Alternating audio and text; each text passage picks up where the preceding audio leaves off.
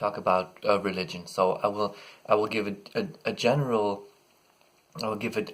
talk about what I think religion is and how you can use it, and then specific topics I can talk about in other videos. But this is a general idea about what is religion, how can you use it, and what are the benefits of religion. So let's start with something I want to get out of the way right away. Some people think religion is just stupid, and it's just a fantasy of stupid people. That's a thought that I think is very stupid, because for me that is like saying, for example, with Albert Einstein, the physician, it's for me as if you would say, I don't understand your formulas, Einstein, so they are stupid. That would be a very, very stupid idea to say this, because this physician was a very clever man, and he calculated things, and he found out things. So maybe I do not understand what he says. I don't, but I don't go to him and say, there's nothing behind that, because I don't understand it. That is thinking the world from your perspective, and talking about things that you don't know. And you cannot do that. And religion is absolutely the same. If you have a look at the people, what the big religious people, let's say Jesus, Buddha, Muhammad, Krishna. Let's think about what those people say about religion. They say that they live religiously or spiritually, and that they see higher things, and that they notice higher things. So they talk about these higher things. So you don't see it. So that does not make it clever. If you would go to these people and say, I don't see it, it's not true. And because you should rather think that those are very clever people who say that. So there's probably something behind that. So that's the first thing I wanted to mention. That the idea that those are just stupid people who fantasize some things is never clever. And then there's other people who follow those ideas, and also they mentioned that there are things that become visible as soon as you walk on the path of religion. Things become visible to you, and that's basically one of the rather important points that I would also tell you. The reason why you don't notice religious things, why you don't have a problem with seeing higher things or seeing God in a way, the problem why you cannot do that is because it takes time. It takes practice. It's like I usually say, running, like to go jogging or running. You have to practice that. If you run now, you cannot run as so far. But if you do it every day and every week, then you will be able to run further. And it's the same with religion. You have to practice religion to become able and practice and trained to see things. So when you right away say, I don't see it, it's not there, that's the most stupid thing. But if you say, I don't see it, I don't care, it's also not very intelligent, but because you only got the chance to see it when you practice. So religion is a thing that needs practice before you understand things there. You cannot see things unless you practice. So it's just with everything. So you should, if you do not believe in religion, you should start practicing. That's the very important point here. Everything else is, if you ask me, it's wasting your life. You live here, you live, you die. and you are inside of this universe, so you are there, that's for sure. You notice you're being here. So if you ask me, this time is there for getting closer to something of which I say it's what you really are. What you are now is not what you really are. You live now, and you, in my opinion, gonna live after this life, and maybe live before this life. So I calculate there's a longer time span of you living. Non-religious people seem to think that you get only one life. Some religions think that you only get one life. Some think you're reborn, some think you only live once and then in heaven. Christianity thinks one life, then heaven. Hinduism thinks different lives on earth. But I would say to that's not important. That's another important point. Maybe let me put this in right at this point. What do you say to what can we say about different religions? If you now start to believe in religion, is something you believe in before you believe in it. That's important. You can that's the way you gotta go.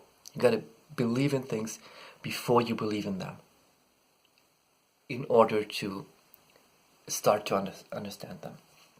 So, but what can we do with different beliefs? Buddhism, for example, does not name a god figure. In Buddhism, there's a kind of an overall spirit or meaning to this universe, but there's no god. In Hinduism, you get several gods. In Christianity, you got only one god. So, what do we say to this? What is the truth? And the point is, I think searching for the truth, or the true religion, does not make sense. And the reason for that is, you're going to learn things that I call bigger than what you are. That what you are now is not enough. It's going to get bigger. You're going to get to more perfection, more, as I say, possibilities, more cosmic possibilities. So if you start to define things like, yes, it's definite, there's many gods, then you will be wrong. If you think of it in a Christian way and say there is one God, then that also does not mean that you know how God is. You do not know how God is. You do not know what is meant by many gods. You don't know how God might seem impersonal as it is thought of in Buddhism. You do not know these things. You will understand these things later, after practice and after this life, because I think you need more time to come to perfection than just this life. So it's a thing that goes over your lifespan. You will live on. I'm absolutely convinced that you will live on after death. But you cannot say in what way. Like if you would say, I usually say in another dimension, but I don't mean physical dimensions. Here, I mean in another form. You will live in another form, a form that you will not understand. And as soon as you define religion, if you say it's like that, then you will have a wrong definition. You will live in another form. That's something incomprehensible. You cannot understand how it's going to be. You don't understand the higher things. You don't understand what you're going to be. You just don't understand it. That's because you lack the capability of understanding. You can now not understand it. But if you define it, then you set it to a definition that you can understand. So you diminish it. You set it to something, it's like that, this way I understand it now, it's gonna be like that. But that's gonna be wrong, because there's more to it that you don't understand. And the point is, every time you set a definition of how things are gonna be that is wrong, because you do not understand it, but you try to make it understandable by just defining it the way you understand it, in a way you can understand it, and you make a wrong definition, then you're gonna set your aim to this wrong definition, and then you're gonna go the wrong way. So in order to go the right way, you have to not make a definition. You leave it open. You say it's something big, it's something good, it's something great, but I do not understand it. You leave it open, not defined. How is God? I think there is God. I mean, I definitely think that there is God. But you rather go the way to say there is God, but how God is going to be, I leave open. It's bigger than me.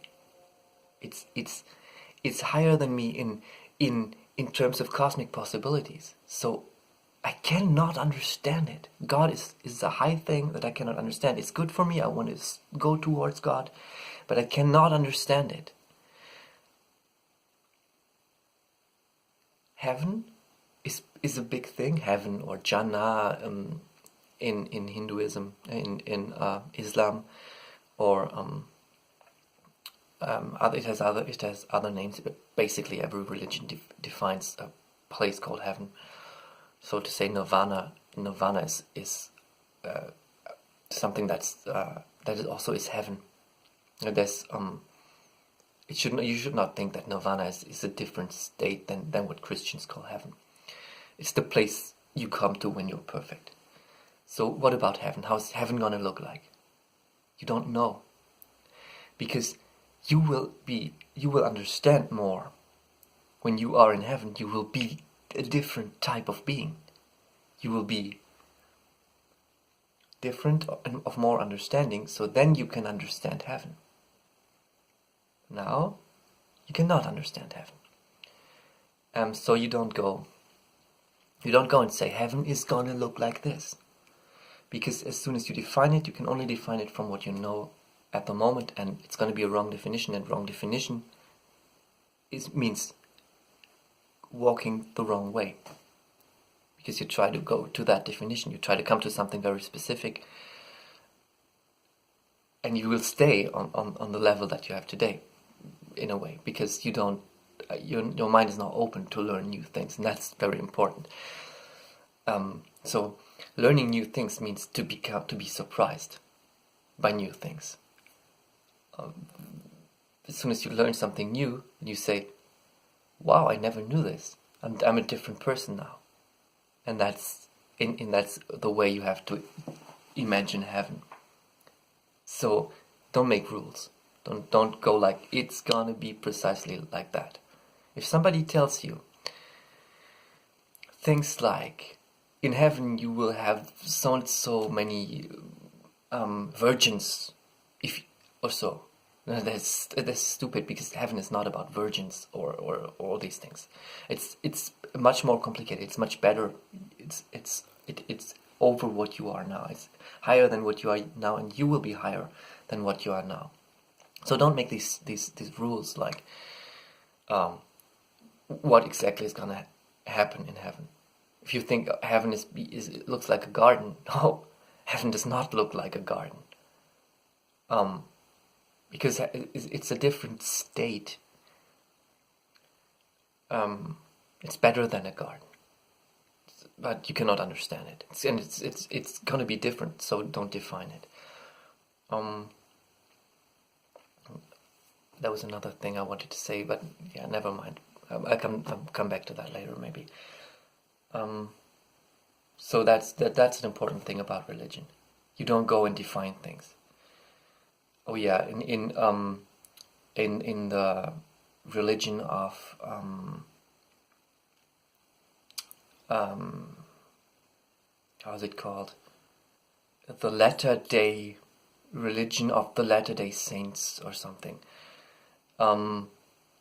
They go and teach the people secret signs that you do to get into heaven. Like when they say when you come into heaven, there's angels coming to you, and you make some secret signs, and then they will know you are of the right religion. That is stupid. This is super stupid, because heaven is not gonna be like that. You're not gonna. I assure you, you're not gonna walk into heaven. You're gonna come to heaven, but you're not gonna walk there. You're not gonna have a body, a physical body. You're not gonna make a sign.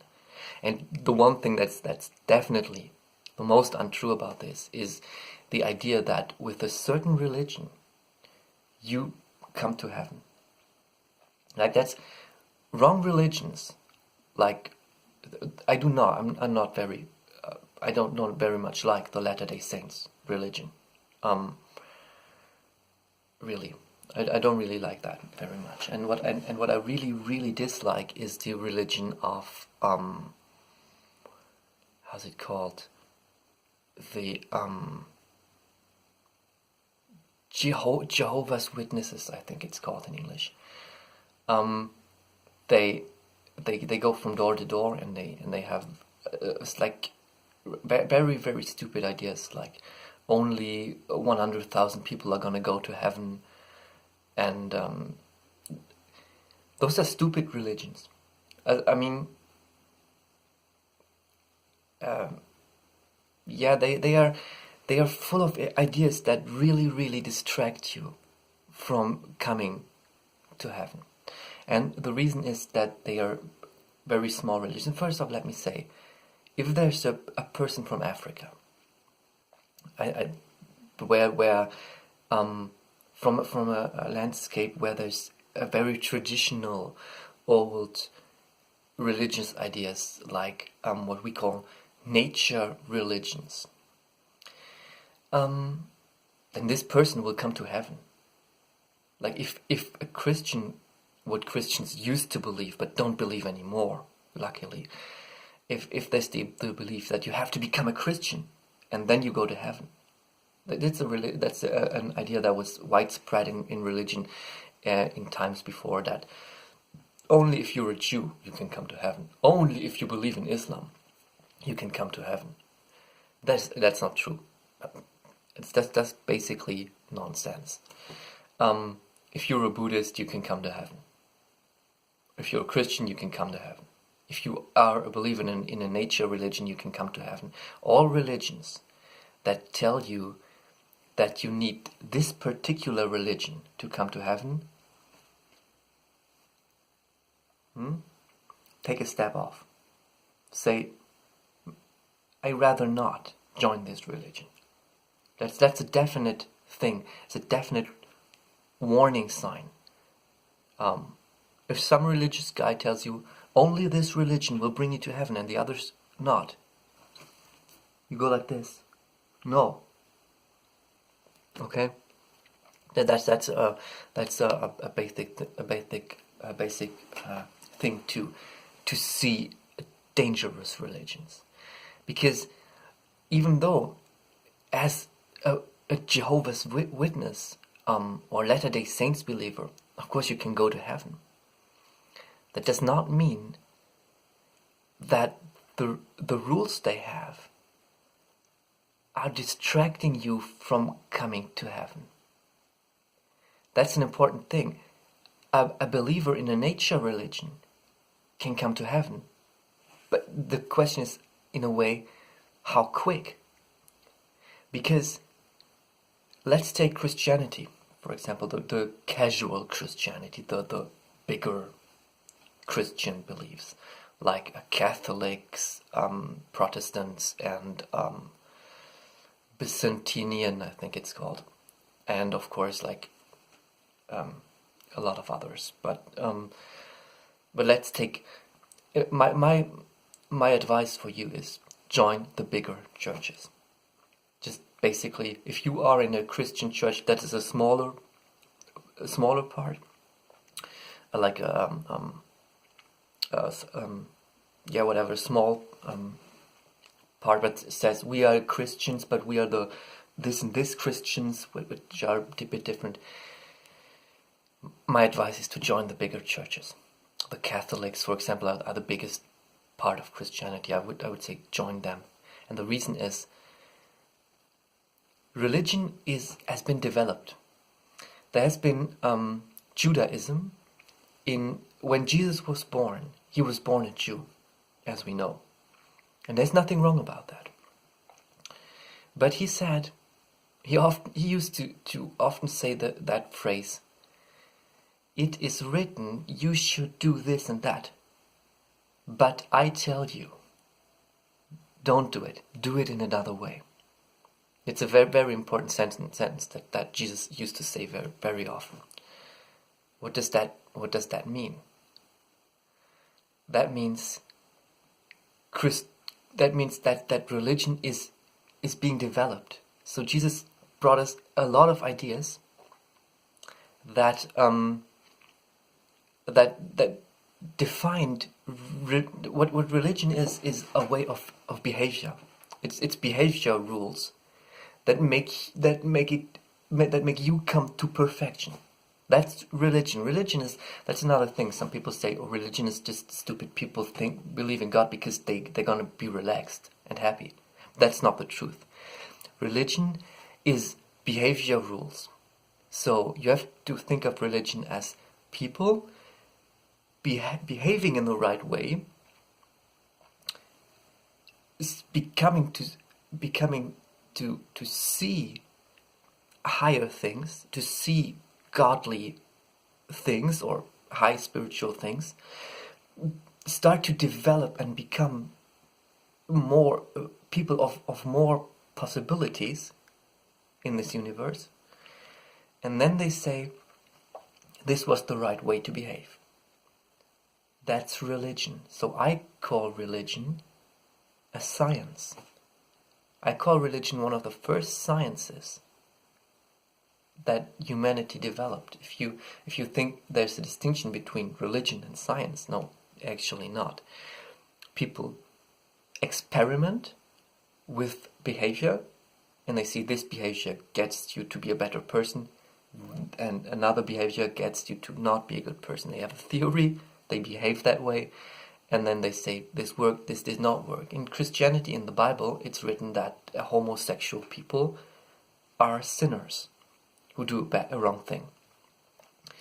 But we noticed over time that this is not true. And we start to say, well, people are not unfallible.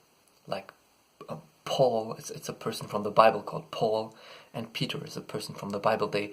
I think Peter himself has written homosexuality is not a good thing. But you got to consider that he was a person of his time. We do wrong things today, and we think wrong things. He was thinking this, and it was wrong. So even though he's a very, very high man, a man of high regard, and it's a justified high regard that this man has, in this point he was wrong. So nowadays we say, no, homosexuals do no wrong thing. It's no wrong thing to be homosexual. We understood that. But on the other hand, it's a wrong thing to hate homosexuals. That's a wrong thing. So now we say the Bible is just not right in this point. It was a person of the time where he lived. Peter wrote that down. He was wrong. The people in that time were wrong. They thought that, but that it's wrong. So the point about the bigger churches is there's a lot of people bringing in their ideas. There's a democracy in these bigger churches. So nowadays in Christianity, in the bigger churches, the people say homosexuality is no sin. It's written in the Bible that it's a sin, but it's not true. They were wrong. And in the smaller churches, you don't have that effect, because the smaller churches always go by, we have to keep our rules strictly together because they define us. But a lot of those rules are wrong. The rules of the bigger churches are wrong at some point, and the rules of the smaller churches are wrong at some point. But the bigger churches will have this democracy effect of a million people saying that I don't think that this is like that. And then at some point they change it. And they come to develop better rules. As religion has always been developed. When like 15,000 years ago, 30,000 years ago maybe, people believed that the sun in the sky, is a god. They thought the sun is God. But they developed religion. And now we look at the sun and we think it's a big ball of helium, or this other stuff, how is it called? This water stuff. I don't know how it's called in English, but it's a big ball of gas that has a fusion, some atomic fusion. I don't know all these terms for that in English, but we don't believe that the sun is God, basically, and that's pretty true. The sun is not God. There's billions of suns in the universe, so the sun is not God. We believe so, and with that, we develop better things of behavior, better ideas to behave. So religion develops, and the bigger churches develop, and the smaller churches try to keep their stupid ideas together. No, it's only like that. So that's why I say, join the bigger churches. They are faster in their development. So Jesus is a good example for that religion develops. If you go and say, the Bible is the only thing true and it's only the Bible, then imagine what Jesus did. He had, in Jesus' times there was a Bible existent. It's the Bible is 2 books.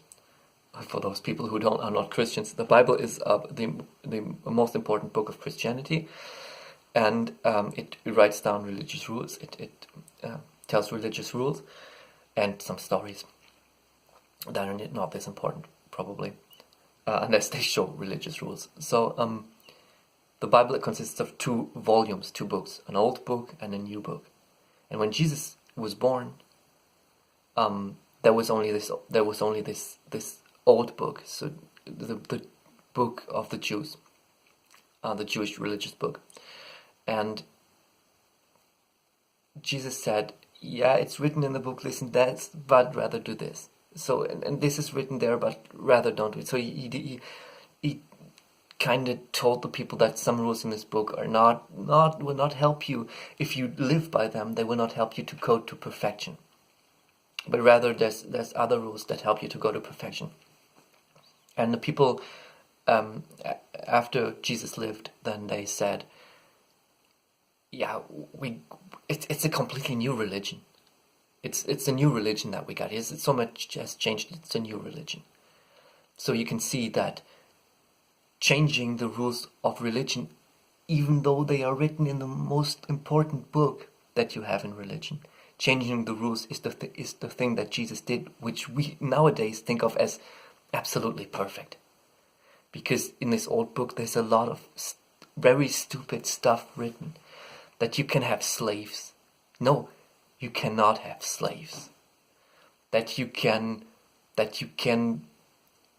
there's certain forms of violence that are okay to do. No, it's not, basically not okay to do.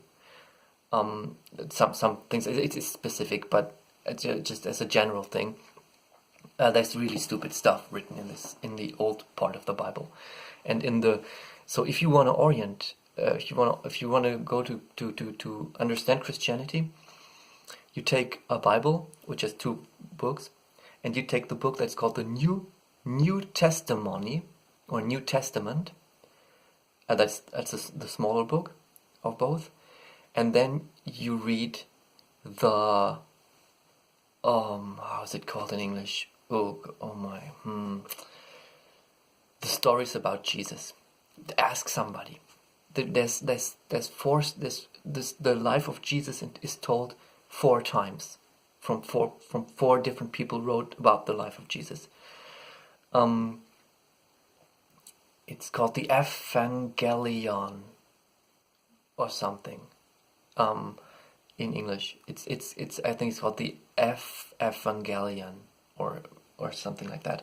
So there's 4 stories, and each story just has 100 pages or something, or less. So you can read it in 4 days, in 4 evenings. You can read those 4 stories. It's 4 times the life of Jesus from birth to death, written 4 times from different people. This is the absolutely central part of the Bible. If you've read that, you will have understood a very large amount of what's the basic central belief of Christianity. It's very, very much worth reading this. If you think, you have to study about Jesus and the Bible to understand it, no, it's just the point is that it's really a very, very very, very little thing that was actually written about Jesus and all these things, and you can read it in a few days, and then you know as much as basically the people know who study this a lot. I mean, or at least you know a big deal. So don't stay outside of that. Just read it. Evangels or Evangelions or something in the Bible, New Testimony, the newer book. Those 4 stories about Jesus. I would read it. I read it. It's good stuff. You find a very clever man in Jesus. You find a very clever person talking about very insightful things. It's worth having a look at that. So let's go on. In Buddhism, when Buddha was born, I think 600 before Christ, Buddha was born in India, and he was born he was born into the Hinduist religion, and he said he did the same thing that Jesus did. He said, it's written in our books and it's believed in our religion. It's like that, but I tell you, do this, and you rather do that, do it like this, to come to perfection. And that's what he did. And after his death, people said, it's a completely new religion. What if you follow what he said? It's a new religion. So they called this religion because Buddha. They named it Buddhism. If you follow Buddha, then you are a Buddhist. So it springs from the Hinduist religion and is now called Buddhist religion. And Christianity springs from the Judaic religion, but is now called Christianity. So that's how a new religion developed.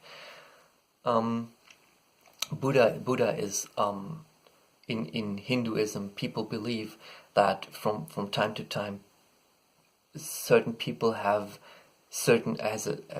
reach a certain level of insightfulness.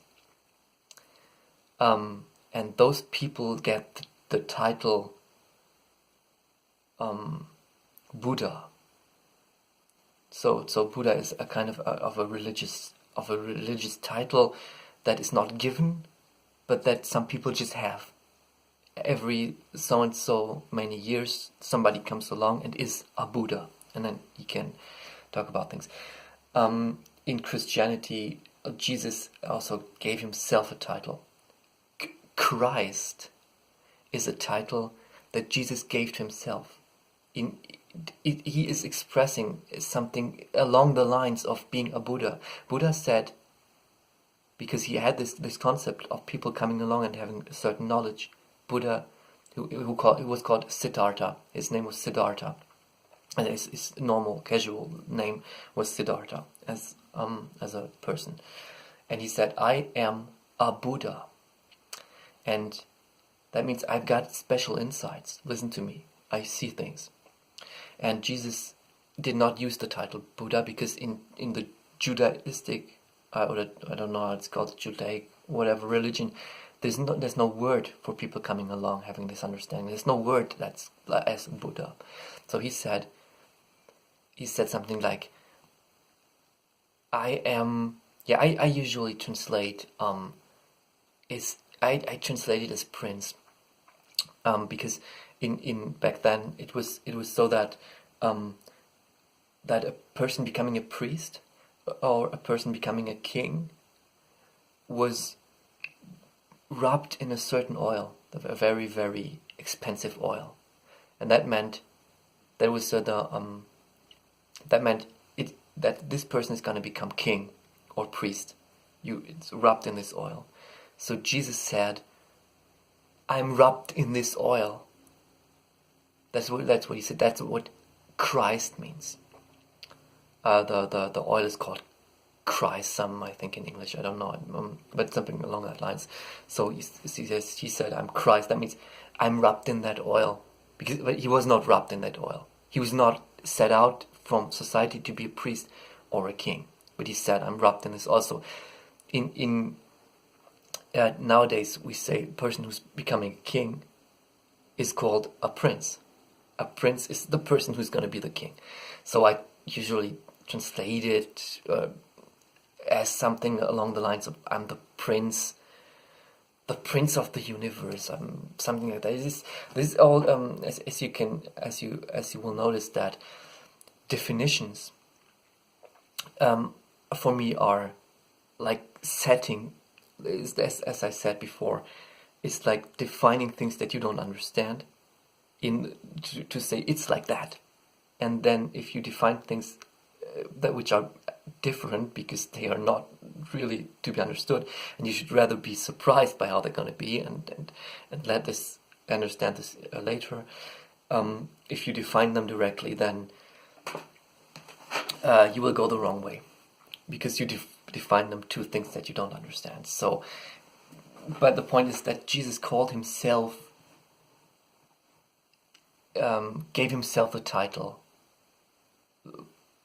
prince, or the rubbed in also. He said, "I understand things. I'm of a high level of understanding," and Buddha said the same. And so that's what those people kind of said about themselves. So yeah, I will stop the video and we go on in part 2.